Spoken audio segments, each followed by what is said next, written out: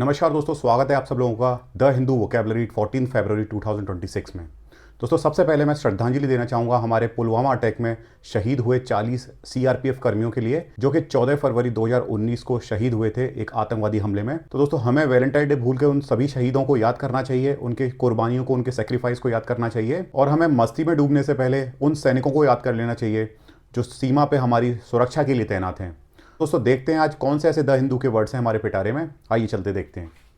दोस्तों, पहला हमारा वर्ड है रेफरेंडम। रेफरेंडम का मतलब होता है जनमत संग्रह। दोस्तों, इसको अगर आसान भाषा में बोलें तो जैसे मान लीजिए कोई स्टेट है, जैसे 1975 में सिक्किम था, उसमें रेफरेंडम हुआ था, जनमत संग्रह हुआ था, एक तरह से वोटिंग हुई थी पब्लिक के लिए कि आप मोनार्की मतलब वहाँ का जो राजा का रूल ख़त्म करके भारत में मिलना चाहते हैं या नहीं। तो दोस्तों, रेफरेंडम का मतलब एक ऐसा वोट, एक ऐसा जनमत संग्रह जिसमें आम लोगों की राय ली जाती है, उनका वोट लिया जाता है किसी भी मुद्दे पर। दोस्तों, कई बार हमारे सेपरेटिस्ट जो अलगाववादी नेता होते हैं वो भी तो बोलते हैं कि हमें कश्मीर में रेफरेंडम कराना चाहिए। वैसे रेफरेंडम का एक और पर्यायवाची या सिनोनिम कह सकते हैं प्लेबिसाइट। दोस्तों, प्लेबिसाइट भी रेफरेंडम का सिनोनिम है और इसका मतलब भी जनमत संग्रह होता है। दोस्तों, वहीं अगर इसके एंटोनिम की बात करें तो वो होता है डिक्री। डिक्री का मतलब होता है फरमान या शासकीय आदेश। जैसे दोस्तों, आप लोगों ने सुना होगा कि कलेक्टर के डिक्री द्वारा, फरमान द्वारा या शासकीय आदेश द्वारा कभी कभार आपके ज़िले में छुट्टी घोषित कर दी जाती थी, हॉलीडे घोषित कर दिया जाता था, या फिर हमारे राष्ट्रपति द्वारा नेशनल हॉलीडे घोषित कर दिया जाता था। तो वो उनकी डिक्री द्वारा होता था, फरमान द्वारा होता था या शासकीय आदेश द्वारा होता था। या फिर दोस्तों, डिक्री जो वर्ड है वो इस तरह से भी यूज़ किया जा सकता है, जैसे मान लीजिए कोर्ट किसी आदमी को डिक्री करती है, फरमान जारी करती है या शासकीय आदेश देती है कि आपको उसे इतना कॉम्पेंसेशन देना पड़ेगा या फिर आपको इतनी राशि का भुगतान करना पड़ेगा। तो वो भी कोर्ट का क्या होता है, वो डिक्री होता है, फरमान होता है, शासकीय आदेश होता है। दोस्तों, अगला हमारा वर्ड है मैन्यूवर। दोस्तों, ये वर्ड फ्रेंच वर्ड से आया है और मैन्यूवर वर्ड का मतलब होता है चाल या रणनीतिक कदम। दोस्तों, आप लोग जिस भी एग्जाम को टारगेट कर रहे हैं, कई कई एग्जाम्स में स्पेलिंग मिस्टेक्स आती हैं। इस टाइप के जो वर्ड्स होते हैं मैन्यूवर टाइप के, ये आपको काफ़ी हद तक देखने को मिलेंगे अपने एग्जाम में। इसीलिए जो भी वर्ड्स मैं आप लोगों को पढ़ाता हूं तो उनकी स्पेलिंग पे आप लोग ज़रूर ध्यान दें। तो दोस्तों, मैन्यूवर वर्ड का मतलब होता है चाल या रणनीतिक कदम या फिर बोल सकते हैं स्ट्रैटेजी। जैसे दोस्तों, 26 जनवरी पे जब परेड होती है तब एयरफोर्स के फाइटर जेट्स आपने हवा में कलाबाजियां करतब करते देखे होंगे। तो उन कलाबाजी करतबों को मैन्यूवर बोला जाता है। या फिर दोस्तों, मैन्यूवर वर्ड किया जा सकता है आर्मी के कॉन्टेक्स्ट में। जैसे सर्जिकल स्ट्राइक जो की थी हमारी आर्मी ने, तो वो सर्जिकल स्ट्राइक एक बड़ी ही क्लेवर मैन्यूवर था आर्मी जनरल का। समझ गए दोस्तों, मतलब वो एक बहुत ही सोची समझी, बहुत ही चालाक रणनीतिक कदम था ताकि हम अपना बदला ले सकें अपने खोए हुए जवानों का। समझ गए दोस्तों।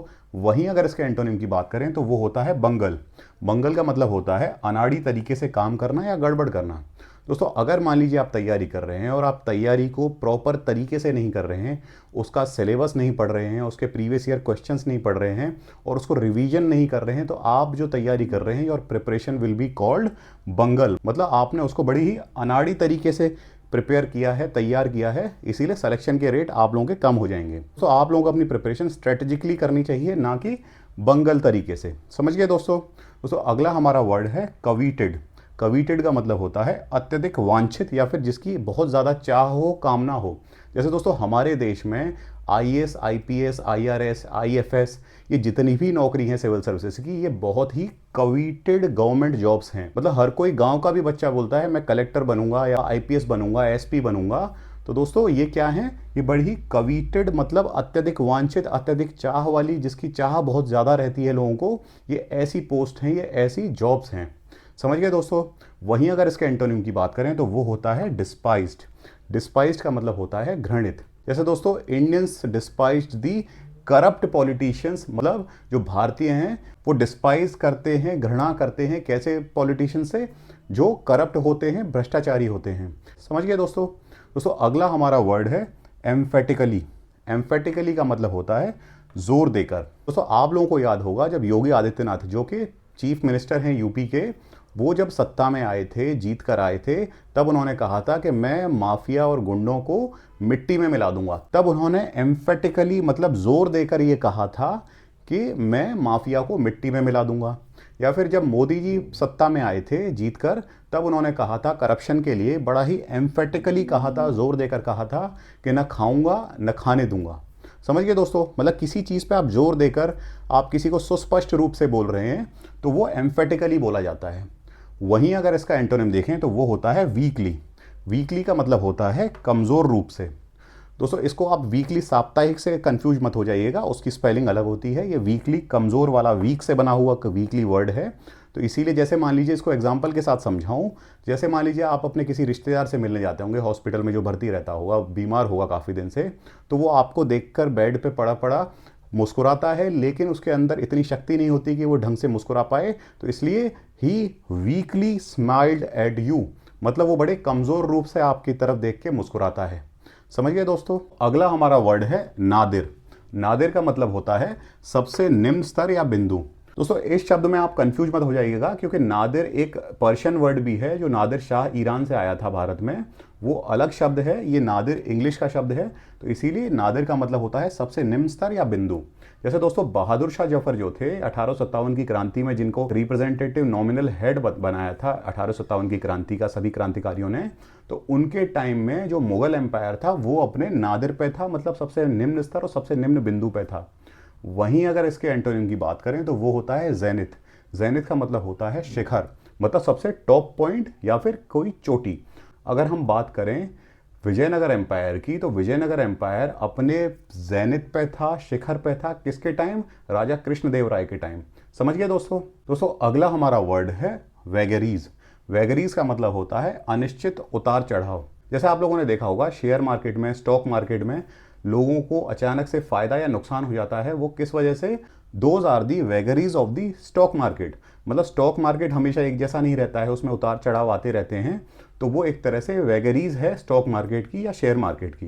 दोस्तों जैसे दूसरा एग्जांपल लें तो जैसे किसान जो होते हैं, तो उनकी जो फसल होती है, उनकी जो क्रॉप्स होती हैं, वो क्लाइमेट की वेगरीज टॉलरेट करती हैं। मतलब जो उनकी फसल होती है, वो जो क्लाइमेट होता है, मौसम होता है, उसके अनिश्चित उतार चढ़ाव को झेलती हैं, तब जाके इतनी मुश्किल से हमारे पास अन्न आ पाता है। समझ गए दोस्तों। या फिर अगर मान लीजिए कोई इंसान जिसको बोलते हैं कि सठिया जाता है, कोई ज़्यादा उम्र हो जाती है, तो उसका जो मूड होता है, उसका जो मूड स्विंग होता है, या फिर उसके उतार चढ़ाव आते हैं उसके बिहेवियर में, वो वेगरीज कहलाते हैं। वेगरीज वर्ड प्लूरल वर्ड है वेगरी का। वेगरी सिंगुलर वर्ड होता है और उसी का प्लूरल वेगरीज कहलाता है। तो वहीं अगर इसके एंटोनिम की बात करें तो वो होता है स्टेबिलिटी। स्टेबिलिटी का मतलब होता है स्थिरता। तो आप लोगों ने हाल ही में न्यूज़ में सुना होगा कि बांग्लादेश में एक स्थायी सरकार बन चुकी है, स्टेबिलिटी आ चुकी है, स्थिरता आ चुकी है बांग्लादेश की सरकार में, पॉलिटिक्स में। क्योंकि वहाँ पे जो बीएनपी पार्टी है, बांग्लादेश नेशनलिस्ट पार्टी है, वहाँ तारिक रहमान ने इलेक्शन जीतकर अपना पूर्ण बहुमत के साथ पार्टी बनाई है। तो इससे वहाँ की पॉलिटिक्स को क्या मिली? स्टेबिलिटी मिली, स्थिरता मिली।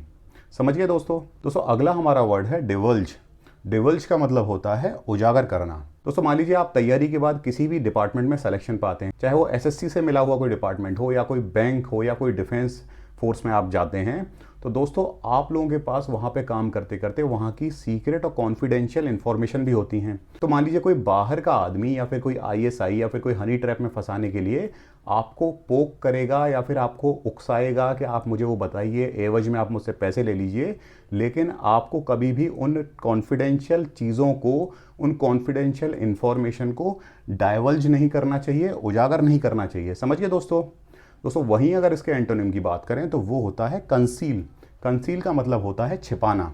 दोस्तों आप लोग कैसे बचपन में, जैसे मान लीजिए आपसे कुछ गलती हो जाती थी, जैसे आपसे कुछ पानी फैल गया या फिर आपसे कुछ चीज़ टूट गई, तो आप अपनी मिस्टेक्स को किस तरह से कंसील करते थे, छिपाते थे कि मुझे नहीं पता ये किसने किया है। तो दोस्तों कंसील का मतलब छिपाना। दोस्तों हमारा अगला और आखिरी वर्ड है ट्रवेल। ट्रवेल का मतलब होता है कठिन परिश्रम या कष्ट। वैसे दोस्तों लेबर पेन, जो प्रसव पीड़ा होती है या फिर जो डिलीवरी के टाइम में जो पेन होता है, दर्द होता है एक स्त्री को, उसको भी ट्रवेल बोलते हैं, लेकिन ज़्यादातर इस्तेमाल इसका कठिन परिश्रम और कष्ट के लिए होता है। दोस्तों जैसे मान लीजिए आप किसी शहर में रह के तैयारी कर रहे हैं, कम पैसों में, कम बजट में आप अपना गुजारा चला रहे हैं, लेकिन आप जब इसके बाद सेलेक्ट होंगे, आप किसी जगह पे आपका अपॉइंटमेंट लेटर आएगा, तो आप उस अपॉइंटमेंट लेटर तक काफ़ी ट्रवेल झेल चुके होंगे, कठिन परिश्रम या कष्ट झेल चुके होंगे। समझ गए दोस्तों। दोस्तों वहीं अगर इसके एंटोनिम की बात करें तो वो होता है कंफर्ट। कंफर्ट का मतलब होता है आराम। अब दोस्तों जैसे मान लीजिए आपका सिलेक्शन हो जाता है, आप पैसे कमाते हैं, पैसे से आप कंफर्ट देंगे किसको? अपने आप को, अपनी फैमिली को, अपने माता पिता को। तो दोस्तों ये थे हमारे आज के द हिंदू न्यूज़पेपर से वर्ड्स, और ये सभी वर्ड्स मैंने अपने डिस्क्रिप्शन बॉक्स में पेस्ट कर दिए हैं ताकि आप लोगों को रिवीजन में कोई दिक्कत ना आए। दोस्तों अगर मान लीजिए आप लोगों को कोई क्वेरी है, क्वेश्चन है, डाउट है, या फिर आप चाहते हैं मैं किसी टॉपिक पे वीडियो बनाऊं, तो आप ज़रूर कमेंट करिए, मैं उसका पूरा रिप्लाई करने की कोशिश करूंगा और साथ ही साथ वीडियो बनाने की भी कोशिश करूंगा। तब तक के लिए आप लोगों से मैं विदा चाहूँगा। मिलते हैं आपसे नए दिन में नए वीडियो के साथ, कुछ नए वर्ड्स के साथ। तब तक के लिए जय हिंद, जय श्री राम।